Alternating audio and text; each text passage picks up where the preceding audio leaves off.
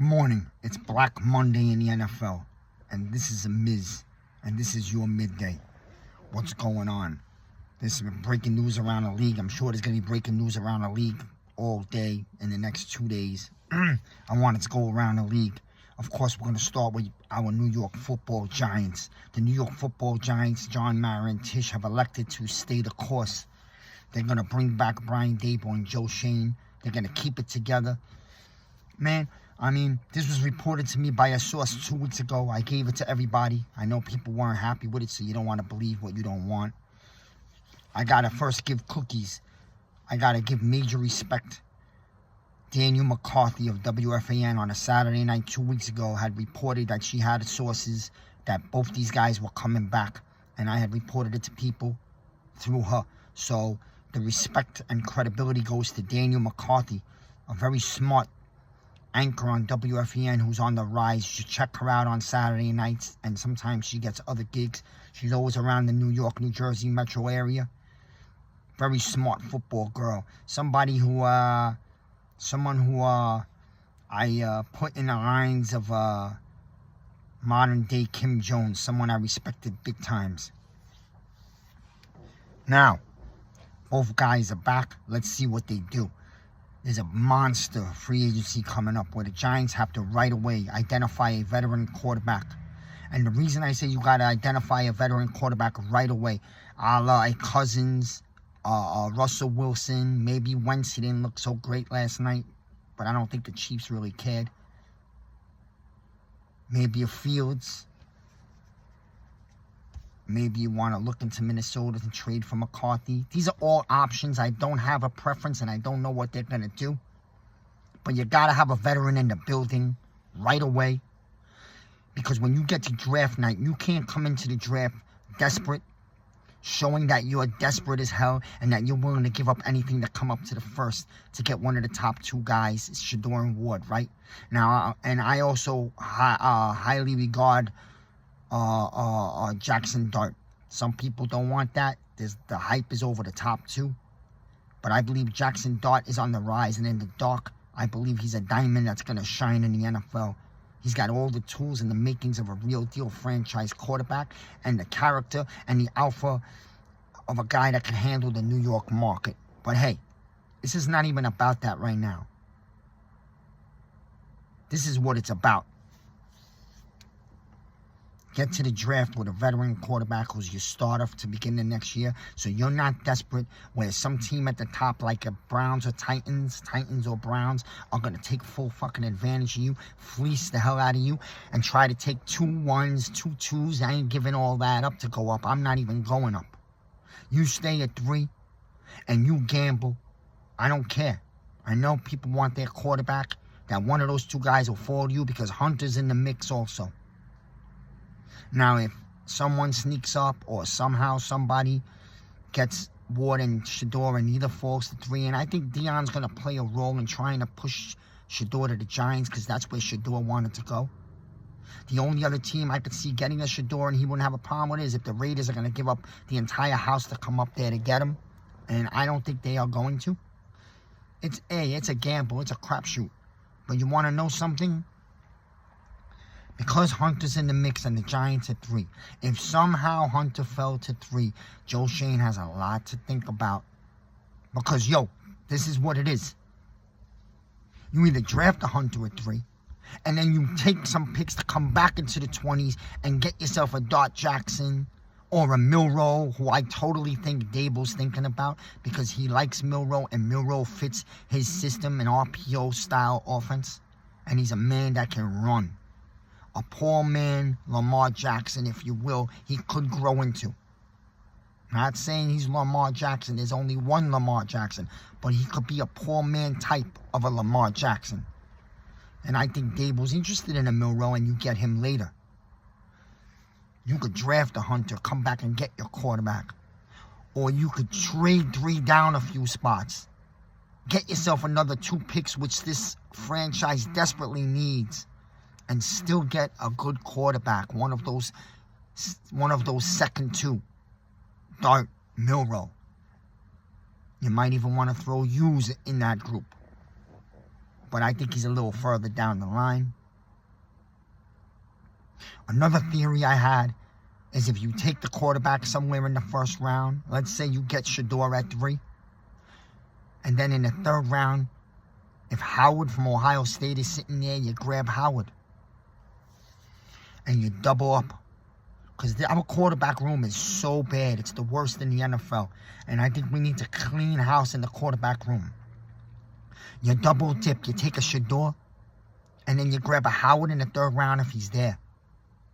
And you still brought in the veteran already. To know that there was a veteran to hold the spot to begin the season. And also that you already have a veteran quarterback on your roster when you go into the draft. So you're not desperate as hell looking to other teams. Like, no, I'm not going to give you the treasure. You're not going to fleece me. We could do a little deal to go up to 1. Maybe you give up a 2 next year and a 3 this year. Along with your 4th, your 3rd. That's about it. You're not getting another 1 out of me, especially not in next year's draft. Because next year's draft is a much better draft, and it's a much deeper, talented quarterback draft. And if you're ever back at that spot again at the top 5, you might want to look into another quarterback. There is no reason not to build up a bag of quarterbacks. Sounds stupid? Not when we've been this fucking bad for a decade and had no quarterback in this roster room. I say goodbye to DeVito. I say goodbye to Locke. You might want to hold on to DeVito at the very back end until you get to training camp. But I'm still looking to bring in at least 2, maybe 3 quarterbacks here. And I'm never shutting the door down on those top QBs next year. It all depends where we are or how much we grow in the next year. So these guys are back. I kind of felt they were going to be back all year long. I said that. Much to the dismay of many people, even in the Blue Crew. I understand. It would have been nice to get maybe a coach that fits more the old school Giants ways and get back to physicality, especially on offense, ground and pound, play action. But let's see what happens. I believe Joe Shane's okay. He's had some blunders, and the Barkley mess up is colossal. But you know what? Mary wants to go with stability, which is a big thing that used to be part of our history, and we gotten away from in the last decade since we pushed Coughlin out the door. So I understand it. Tish was there, he signed off on it. So you're bringing the guys back, you're keeping them together, and it's pretty much what I said for the last year and a half. I've been telling everybody I know, friends, Twitter, Blue Crew. When Mara brought these guys in day 1, he asked them to please try to make Jones work. He thought Dable can fix Jones. He said, I want you to fix Jones because we've messed him up over the years with different coaches, no O-line, 3 different systems. And if Jones doesn't work, I'm going to allow you guys to get your guy. I've been saying this for a year and a half.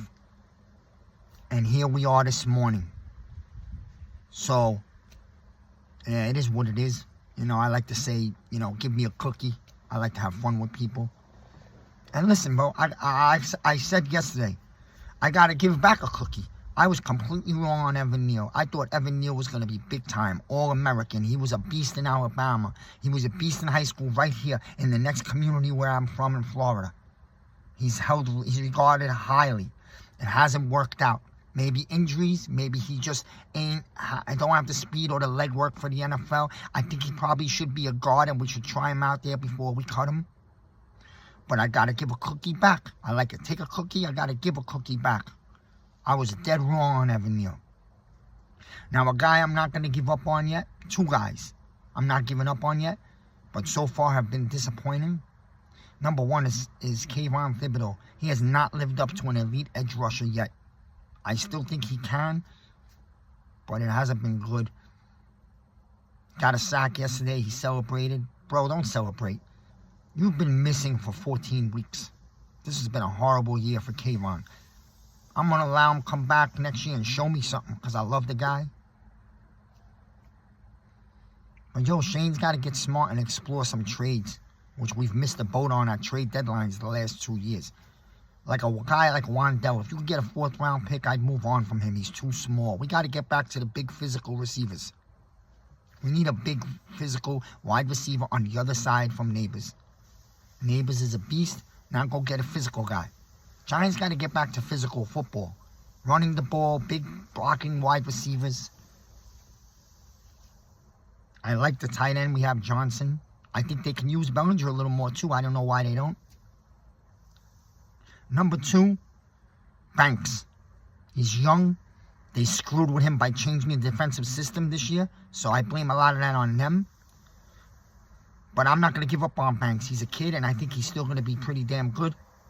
Of course, we need another corner on the other side, a real deal corner, because I think Banks is a 2. But I ain't giving up on Banks. It's too early. You got to let kids develop. You got to give them a few years, especially when it's a bad team.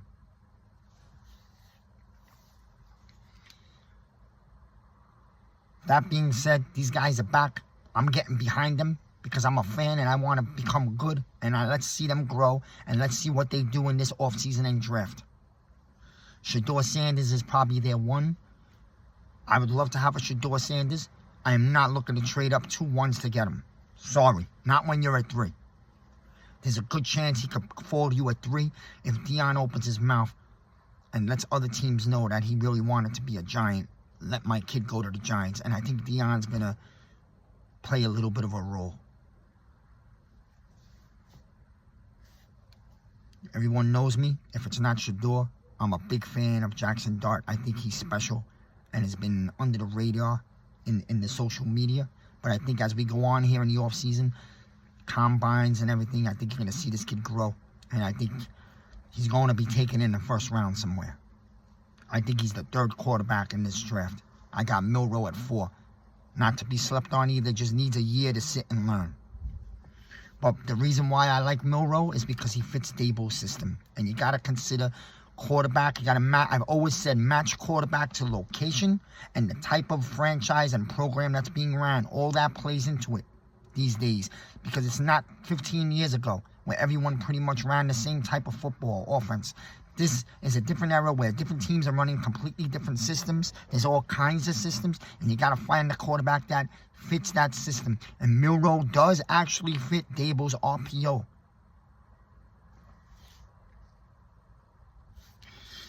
Around the league, it's going to be interesting with coach changes. I think Vrabel's a lock to go to New England. We all know that. The Patriots fired Mayo literally minutes after the game. I believe Mayo knew he was getting fired, just like Antonio Pierce knew, and they both screwed their team by winning games and taking their teams out of the first pick on purpose. I believe last week Daboll thought after he was in an agreement with a tank with Shane and Mara all year that Mara saw the banners and how the fans were reacting and the media, and you know Mara, he bends to that. And suddenly Daboll was hearing whispers that he was going to get fired. And he came out last week and sent a message to the organization and the fans that 45 points, this is what I'm capable of if I want to. If you get me my quarterback. And I think that changed everything. So I think Daboll threw the first pick on purpose because he was going to get canned. And he had no choice to, and he still wanted to be here and get what was agreed upon. That if I tank with you guys and we tried to make Jones work and it didn't, I get to go get my quarterback. And now he gets to go get his quarterback. So I got to respect Mara in that way, that even though Mara thinks with his heart a lot, and that's not always good, I got to respect that Mara, I believe, made an agreement and he's going to own up to it. And I believe really that's what's happened. Because if Daboll didn't hear all the whispers and reports that he was going to get fired, he was the one that was going to get stabbed in the back, I think he would have tanked that Colts game also, which they almost did. And we would get the first pick. But the media, the reporters, some of the reports seemed real by real credible guys that he was getting fired. And he had no choice but to come out and show you guys what he can do and why he deserves to stay here. Listen, I know you guys don't like it, but put yourself in his boots. The man's fighting for his job. He's not going to agree to a tank, do the right thing all year, and suddenly find out, yo, sorry, you're the one who's going to get the axe because the fans are unhappy. You know what I'm saying? Think about it. Put yourself in his shoes. You would fight back and show them, no, you're not going to stab me in the back. You're going to keep your agreement because I'm going to show you what I'm capable of. And, yo, he showed something last week versus the Colts. Not for nothing. Just to defend the guy for a moment. And believe me, I wanted different coaches. I liked Gruden. I liked Flores. I would have loved to give those guys a chance here. But let's be honest, the team did not quit on Dable. The players are standing up for him. They played hard every game. Even these backups they subbed in and out yesterday played a tough football game. So, hey, they showed you that they're still playing for this guy. So they must actually like him. And you hear him players in the locker room talk their talk and stand up for Dable. You got to count all this. I'm sure Mara factored this all in. But I truly believe there was an agreement in the beginning, and Mara's owning up to the second half of that agreement.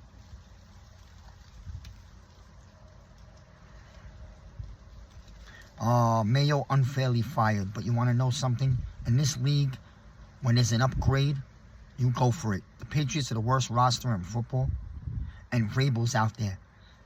And I told people Mike Vrabel was using the Jets. That interview would ignite and catch the New England organization's attention, and that would get them to come after him. And Mike Vrabel's going to be a New England Patriot in the next few days. There's no doubt about it. He was never going to the Jets. Rex Ryan's dying to be a Jet so much that he's fishing on ESPN. Now, I know he loves the Jets and he wants a second crack. I respect Rex Ryan, and I think he would be okay with the Jets. But you sold yourself enough on ESPN. You're doing it again today. I think it's time to stop that. Go on your interview, and if the Jets want to hire you, they'll respectfully hire you. Don't make a fool out of yourself. You're better than that. If I was the Jets, you interview Rex Ryan, you already interviewed Ron Rivera, who I think would get the Jets back on the right path. I'd bring in John Gruden. Aaron Glenn's another name, but I would bring in John Gruden. The man knows quarterbacks. The man is literally a football-obsessed geek. He's got a resume. He's won. And you need a tough guy that's going to come in there and command that locker room, and John Gruden's that guy. And players actually like playing for him. He's got that passion, that anger. Chucky, I think, would be perfect for the Jets. As far as Aaron Rodgers, we'll see what the Jets are going to do. He showed you a little something these last 2 weeks, especially yesterday. I think it's taken 2 years for Aaron Rodgers to get back from that injury and grow a chemistry with the team. The Jets can definitely still build on the O-line. I'd bring Aaron Rodgers back depending on who the coach is for one more year, but I'd also try to get a young quarterback in there. There's no reason why the Jets shouldn't be a 9-win team next year when you look at the roster. They got the 7th pick in the draft. If I'm the Jets, I'd be eyeing one of the big old linemen, unless you like one of these young quarterbacks. Or the Penn State tight end, who's an absolute monster and would be perfect for the Jets. The playoffs are next week. It's early in the week, but the Miz is going to give you 2 picks already. I'm going to give you 2 locks next week. The other games I got to still look into. It's early. There's supposed to be a big nor'easter snowstorm affecting the northeast of the country. There will be 3 games in this part of the country, I believe: Philadelphia, Baltimore, and Buffalo. They all could be whiteouts from what the weather reports are for next weekend, but we will see. The Denver Broncos have had a hell of a year. Hats off to Sean Payton, who had no money. Actually, they were under the cap, I believe, by like some 60, 70 million, thanks to Russell Wilson, right? That guy has had a monster year, and he's groomed Bo Nix into a real quarterback. Real football. Run the ball, play action, and a real good defense. Old school football works. Look at the Denver Broncos. They've had a great year. Hats off. It doesn't matter what they do in the playoffs because they're not expected. But I'll say this. The Denver Broncos are walking into a hornet's nest. You're going into Buffalo. I don't think you're ready for that type of game, and I believe the Buffalo Bills are going to put it all over Denver. The Buffalo Bills are a lock, and I think they're going to win this game going away. I could see a 27-10, 27-13 type of football game. Game number 2 is in Philadelphia. The Green Bay Packers had a nice year. Love is a good quarterback. They've caught a couple injuries, but that's not why. You're walking into a bad place. I believe the Philadelphia Eagles are fully healthy. I believe the Philadelphia Eagles are hungry. Chip on their shoulder, driven by that engine, number 26, Barkley. They're a full-rounded, complete football team. Their defense is strong. A beast of an O-line. Barkley's an animal with 2,000 yards. Everything he should have been for the Giants, but we never built him an O-line. And the Eagles are going to smack Green Bay around in Philly. And I'm going to go further. I'm going to make a prediction. A Miz prediction. Buffalo and the Eagles are locks next week. The Philadelphia Eagles are going to the Super Bowl in the NFC. This was a Miz early day, midday. Later today, I'm going to try to do a Miz live show, a call-in show on the mic. I'd like people to call in and talk their talk. There's so many things going on. I'm sure I missed some things around the league. But we'll get back on it this afternoon or evening. I'm looking forward. This is the Miz in the midday. Follow me on my channel. Follow me on the Big Blue Crew.